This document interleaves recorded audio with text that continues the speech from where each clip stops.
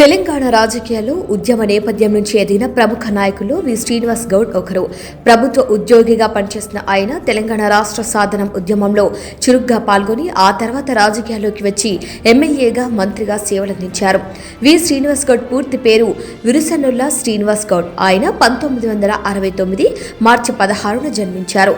తండ్రి నారాయణ గౌడ్, తల్లి శాంతమ్మ. విద్యాభ్యాసంలో బీఎస్సీ పూర్తి చేసిన ఆయన ఉస్మానియా విశ్వవిద్యాలయం నుంచి కమ్యూనికేషన్స్ అండ్ జర్నలిజంలో పీజీ డిప్లొమా కూడా చేశారు. రాజకీయాల్లోకి రాకముందు శ్రీనివాస్ గౌడ్ ప్రభుత్వ ఉద్యోగిగా పనిచేశారు. గ్రేటర్ హైదరాబాద్ మున్సిపల్ కార్పొరేషన్లో జోనల్ కమిషనర్గా సేవలందించారు. ఉద్యోగుల సమస్యపై పోరాడుతూ తెలంగాణ గెజిటెడ్ ఆఫీసర్ సంఘం అధ్యక్షుడిగా గుర్తింపు పొందారు. ప్రత్యేక తెలంగాణ ఉద్యమం ఉధృతంగా సాగిన సమయంలో ఆయన కీలక పాత్ర పోషించారు.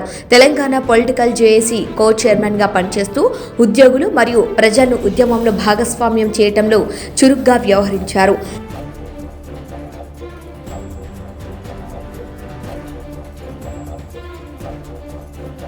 తెలంగాణ కోసం తన ప్రభుత్వ ఉద్యోగానికి రాజీనామా చేసి రాజకీయాల్లోకి రావటం ఆయన జీవితంలో కీలక మలుపుగా మారింది.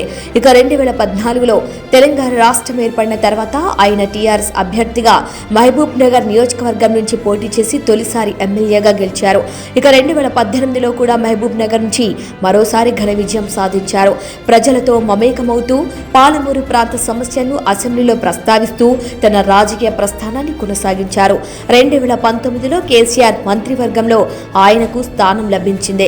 ఎక్సైజ్, క్రీడలు మరియు యువజన సేవలు, పర్యాటకం, సాంస్కృతిక శాఖలు, పురావస్తు శాఖల మంత్రిగా బాధ్యతలు నిర్వహించారు. క్రీడల ప్రోత్సాహకం, పర్యాటక ప్రాంతాల అభివృద్ధి, సాంస్కృతిక కార్యక్రమాల నిర్వహణ వంటి అంశాల్లో ఆయన పనిచేశారు.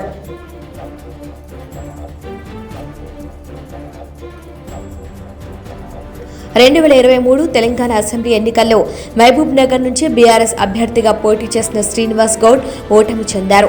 అయినప్పటికీ బీఆర్ఎస్లో సీనియర్ నేతగా రాజకీయంగా చురుగ్గా కొనసాగుతున్నారు.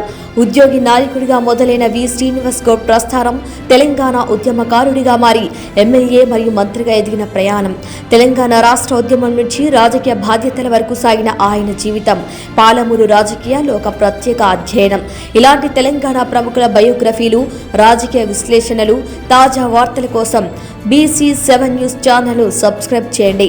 వీడియో నచ్చితే లైక్ చేసి మీ అభిప్రాయాన్ని కామెంట్ రూపంలో తెలియజేయండి.